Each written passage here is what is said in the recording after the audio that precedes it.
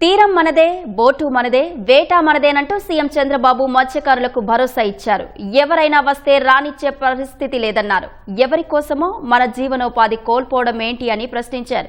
నెల్లూరు జిల్లా తుమ్మలపెంట వేదికగా మత్స్యకారుల సేవ కార్యక్రమంలో ఆయన పాల్గొన్నారు.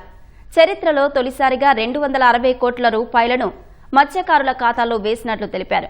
మన సరిహద్దుల వరకు ఎన్ని చేపలుంటే అన్ని పట్టుకోవచ్చన్నారు. విదేశీ మార్కెట్లకు ఉత్పత్తి ఎగుమతి చేయవచ్చన్నారు. 200 మెకనైజ్డ్ బోట్లు శాంక్షన్కు సిద్ధంగా ఉన్నట్లు సీఎం తెలిపారు.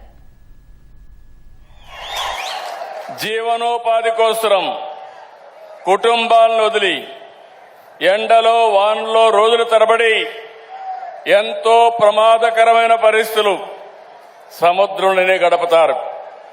సముద్ర తల్లిని నమ్ముకుంటారు. అలాంటి మీకోసం ఈ ప్రభుత్వం ఎల్లప్పుడూ ఉంటుందని మరొక్కసారి తుమ్మలపెంటలో హామీ ఇస్తున్నా. ఈ ఏడాది మత్స్యకారుల సేవలో 1,30,796 మంది కుటుంబాలకు ఇస్తున్నాం. చరిత్రలో మొట్టమొదటిసారిగా 260 కోట్ల రూపాయలు ఈ రోజే మీ అకౌంట్లో వేసాం. పడ్డాయా లేదా? పడ్డాయి. ఎన్నికల్లో హామీ ఇచ్చాను. 10,000, 20,000 పెంచుతా అన్నాను. అందుకే పోయిన సంవత్సరం 1,21,433 మందికి ఇస్తే 243 కోట్లు ఇస్తే ఈసారి మిగిలిన వాళ్ళు కూడా యాడ్ చేసి 262 కోట్లు ఇచ్చాం. మొట్టమొదటిసారిగా మిమ్మల్ని గురించి ఆలోచించిన వ్యక్తి నందమూరి తారక రామారావు గారు. ఆ తర్వాత అమైక ఆంధ్రప్రదేశ్లోని 31 కేజీల బియ్యం వేట సమయంలో మీకు అందజేసిన వ్యక్తి నేనేనని చెప్పి మీ అందరికీ తెలియజేస్తున్నా. తుఫాను రాకుండా ముందు వచ్చిన తర్వాత కూడా సముద్రంలోకి పోలేరు. అందుకే 50 కేజీల బియ్యం సహాయాన్ని రెట్టింపు చేసిన ప్రభుత్వం తెలుగుదేశం ప్రభుత్వం. గుర్తుపెట్టుకోవాలి. మళ్లీ 2014-15 ఆ రోజు మళ్లీ ఆలోచించాను. 2,000తో ప్రారంభించాను. 2016-17 మళ్ళా 4,000కు పెంచాను. 2019 10,000కు పెంచాను. అదే 5 ఏళ్లు ఇచ్చారు తప్ప ఒక్క పైసా కూడా మీకు ఇవ్వలేదు. అవునా కాదా అని మిమ్మల్ని అడుగుతున్నా. ఈరోజు మీ ప్రభుత్వం వచ్చింది. మళ్లీ 10,000 నుంచి 20,000 చేసిన ప్రభుత్వం ఈ ప్రభుత్వం. నేను ఇక్కడతో ఆగడం లేదు.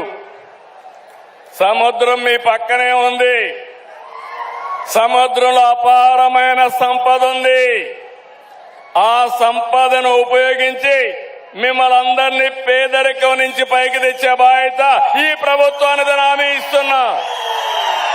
తక్కువ పైన ఇంకొక పక్కన మీ ఆదాయం పైన శ్రద్ధ పెట్టాను. ఏదో పెద్ద పెద్ద అక్వా ఫార్మ్స్ కే కాదు, నా మనసుకు దగ్గరుండే మత్స్య కార్మికులకి అండగా ఉంటానని మరొక్కసారి హామీ ఇస్తున్నా. ఈ తీరం మనదే, బోటు మంది, వేట మంది. రాజీ లేదు. ఎవరైనా వస్తే వెంటాడతాం, వేటాడతాం తప్ప ఇక్కడికి అలో చెయ్యం. మర్యాదగా చెప్తాం. వాళ్ళు కూడా వినాలి. ఎవరెవరి హక్కులు వాళ్ళు కాపాడుకోవాలి. వాళ్ళ కోసం మన జీవనోపాధి కోల్పోవడం కరెక్ట్ కాదని మరొక్కసారి హామీ ఇస్తున్నా.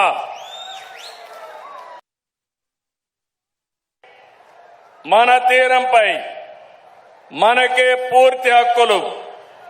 పొరుగు రాష్ట్రాల వాళ్ళు రావడానికి వీలు లేదు. పూర్తి నిఘా పెడతాం. ఎవరో బార్డర్ దాటి వచ్చినా వెనక్కి పంపిస్తాం.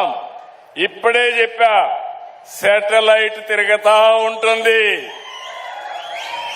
బోట్ ఎంటర్ అవుతానే కలెక్టర్కి మెసేజ్ వస్తుంది. అక్కడి నుంచి ఎవరిని అలో చేసే పరిస్థితి ఉండదని మరొక్కసారి మీ అందరికీ హామీ ఇస్తున్నా. మొన్నటి వరకు పెట్రోలింగ్ బోట్లు అడిగారు.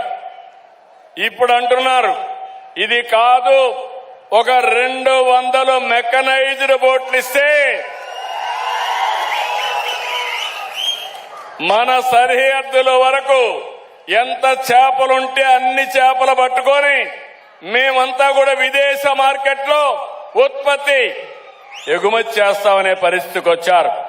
తప్పకుండా 200 మెకనైజ్డ్ బోట్లు శాంక్షన్ చేయడానికి నేను సిద్ధంగా ఉన్నా.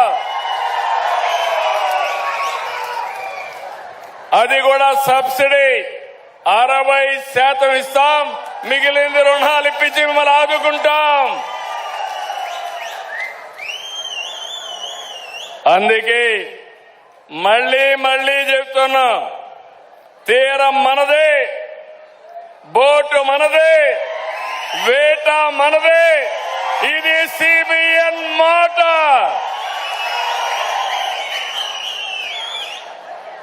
జిల్లాకు జువ్వెల దిన్నెలో అత్యాధునికమైన షిప్పింగ్ హార్బర్ వచ్చింది.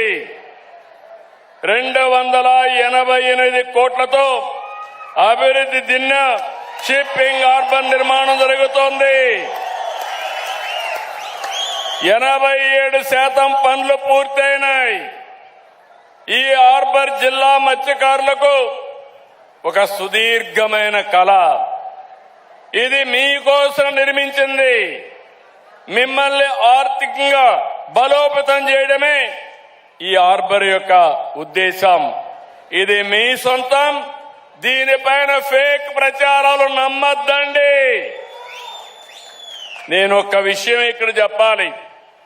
ఇన్ని సంవత్సరాలు సముద్రం ఉంది, మీ జీవితం మాత్రం మారలా. సముద్రం సంపద ఉంది, ఆ సంపద మనం ఉపయోగించుకోవాలా. చేపలు పట్టుకుంటున్నాం, కాదు గీదు అంటే ఉప్పు మండించుకుంటున్నాం. అవునా కాదా? కాదు. నా ఆలోచన చేపలు పట్టుకుంటాం, అదే సమయంలో కొత్త టెక్నాలజీలు, సీవీడ్ కల్చర్ ఉంది, గేమ్ చేంజర్. సముద్రపు నీటితో సీవీడ్ కల్చర్ చేసి మీ జీవితాల్లో డబ్బుల పండగ వస్తుందని మీ అందరికీ విజ్ఞప్తి చేస్తున్నా. ఉపాధి హామీ వస్తుంది. మా ఆడబిడ్డలు డాక్రా సంఘాలకు హామీ ఇస్తున్నా. మగవాళ్లు వేటకపోతే మీరు సీవీడ్ పండించి దాన్ని అమ్ముకుంటే ఆదాయం పెంచే మార్గాన్ని చూపించే బాధ్యత మీ అన్నగా నాదని మరొకసారి మా డాక్రా సంఘాలకు హామీ ఇస్తున్నా.